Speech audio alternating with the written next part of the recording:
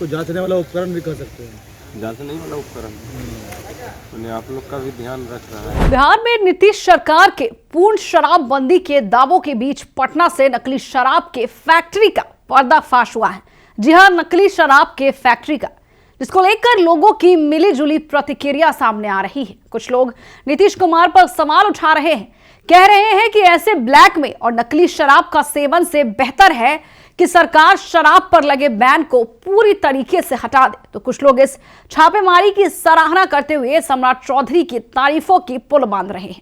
आपको सब कुछ बताएंगे विस्तार से और अधिकारी का बयान भी सुनाएंगे कि आखिर किस तरीके से इस पूरे नकली शराब के फैक्ट्री का, या यूं कहे कि रैकेट का पर्दाफाश हुआ है। नमस्कार, मैं हूं शालिनी सिंह और आप देख रहे हैं दर्श न्यूज। पूर्ण शराबबंदी लागू होने के बावजूद शराब माफिया और तस्कर लगातार नए नए तरीके अपनाकर कानून को चुनौती दे रहे हैं। अब इसी कड़ी में पटना के मद निषेध एवं उत्पाद विभाग ने एक बड़ी कार्रवाई करते हुए नकली शराब के एक संगठित नेटवर्क का बड़ा खुलासा किया। इस कार्रवाई से शराब माफियाओं में हड़कंप मचा हुआ है। लोग सम्राट चौधरी से भी डरे हुए हैं। मद निषेध एवं उत्पाद विभाग के सहायक आयुक्त प्रेम प्रकाश के नेतृत्व में गठित विशेष टीम ने गुप्त सूचना के आधार पर पटना सिटी के खेमनी चौक इलाके में स्थित जगदम्बा कॉलोनी की एक लॉज पर छापेमारी की। सूचना थी कि यहां अवैध रूप से नकली शराब की पैकिंग और ब्रांडिंग का काम किया जा रहा था। सूचना की पुष्टि होते ही विभाग की टीम ने देर रात लॉज में छापा मारा और आपको बता दें कि छापेमारी के दौरान लॉज के एक कमरे से भारी मात्रा में आपत्तिजनक सामग्री बरामद की गई। मौके में नामी गिरामी ब्रांडेड शराब कंपनियों के रैपर, खाली बॉटल्स, पैकिंग मशीन, ढक्कन और अन्य उपकरण भी बरामद किए गए।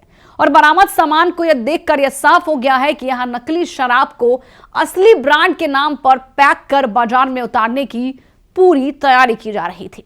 इस मामले को लेकर सहायक आयुक्त प्रेम प्रकाश ने बताया है कि आने वाले नए साल को देखते हुए शराब माफिया बड़ी मात्रा में नकली शराब खपाने की योजना बना रहे थे। उन्होंने ये भी कहा है कि समय रहते कार्रवाई कर विभाग ने इस मंसूबे को नाकाम कर दिया है। यदि अखेप बाजार में पहुंच जाता तो इससे न केवल कानून व्यवस्था की स्थिति बिगड़ती, बल्कि लोगों की जान को भी गंभीर रूप से खतरा होता। आगे क्या कुछ कह रहे हैं, सुनिए। छापेमारी गुप्त सूचना के आधार पर की गई। इसकी सूचना हम लोग को 2-3 दिन पहले ही प्राप्त हुई थी और सूचना मिलने के बाद हम लोगों ने रेकी करवाया और आज जाके सफलता मिली है। ये जगदम्बा कॉलोनी खेमनी चक में छापेमारी की गई, जहां से एक नकली शराब फैक्ट्री का उद्भेदन हम लोगों के द्वारा किया गया है। यहाँ पे जो सामान मिला है वो विभिन्न प्रकार के रैपर मिले हैं। After dark, 8 PM, royal green, blenders pride, royal Stag, signature, जितना भी फेमस शराब है उसका रैपर मिले हैं। उसका ढक्कन मिला है। स्प्रीट मिला है 53 लीटर, जिससे कई लीटर मैंने शराब बनाया जा सकता था। बना हुआ शराब है जो लगभग 60 लीटर है। केमिकल है जो 4 लीटर है। खाली बोतल करीब 1550 और उसका किस तरह ढक्कन जो है, साल के पूर्व किस तरह की उपलब्धि?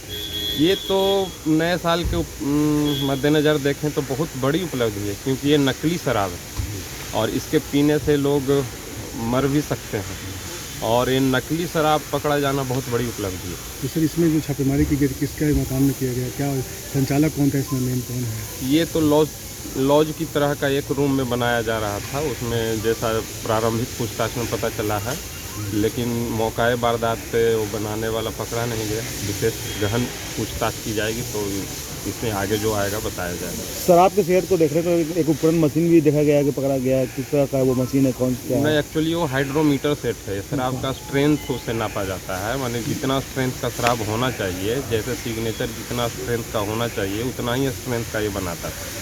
उसी को स्ट्रेंथ नापने के उपयोग में लाता था। हम कह सकते हैं कि शराब बनाने वाला धुरंधर है और वो इस तरह से नकली शराब बनाकर पटना में बेच रहे थे, लेकिन हम लोग के द्वारा ये बहुत बड़ी सफलता है। ठीक है। हालांकि छापेमारी की भनक लगते ही इस अवैध कारोबार में शामिल माफिया मौके से फरार हो गए। विभाग की टीम अब उनकी पहचान और गिरफ्तारी के लिए लगातार छापेमारी कर रही है। लॉज के संचालक और इसमें शामिल अन्य लोगों की भूमिका की भी जांच की जा रही है। आपको बता दें कि मामले में संबंधित धाराओं के तहत प्राथमिकी दर्ज करने की प्रक्रिया भी चल रही है। लेकिन इस पूरे मामले को लेकर मद्य निषेध विभाग ने इस कार्रवाई के बाद साफ संदेश दिया है कि बिहार में शराबबंदी कानून को कमजोर करने की किसी भी कोशिश को बर्दाश्त बिल्कुल नहीं किया जाएगा। विभागीय अधिकारियों का कहना है कि नकली शराब का कारोबार न सिर्फ गैर कानूनी है बल्कि ये आम लोगों के स्वास्थ्य के लिए भी बेहद खतरनाक है।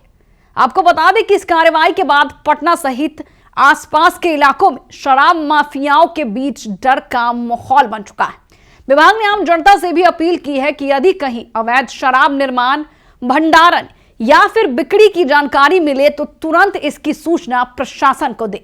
एक तरफ आपको बता दें कि जिस तरीके से बिहार में बुलडोजर एक्शन चालू है तो दूसरी ओर शराब माफियाओं पर भी शिकंजा कसने की पूरी तैयारी है और आने वाले दिनों में ऐसे अवैध ठिकानों के खिलाफ और भी सख्त अभियान चलाया जाएगा।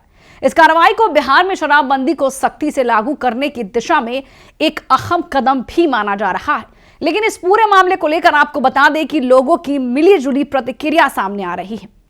कुछ लोग ये भी कह रहे हैं कि नीतीश सरकार ने शराबबंदी तो लगा दी लेकिन बिहार के कोने कोने में ब्लैक में शराब मिल रहे हैं, जिससे बिहार की जो जनता है उनके पैसे तो पूरे खर्च हो रहे हैं और इस मामले में बिहार के इकोनॉमी में कंट्रीब्यूशन भी जीरो जा रहा है।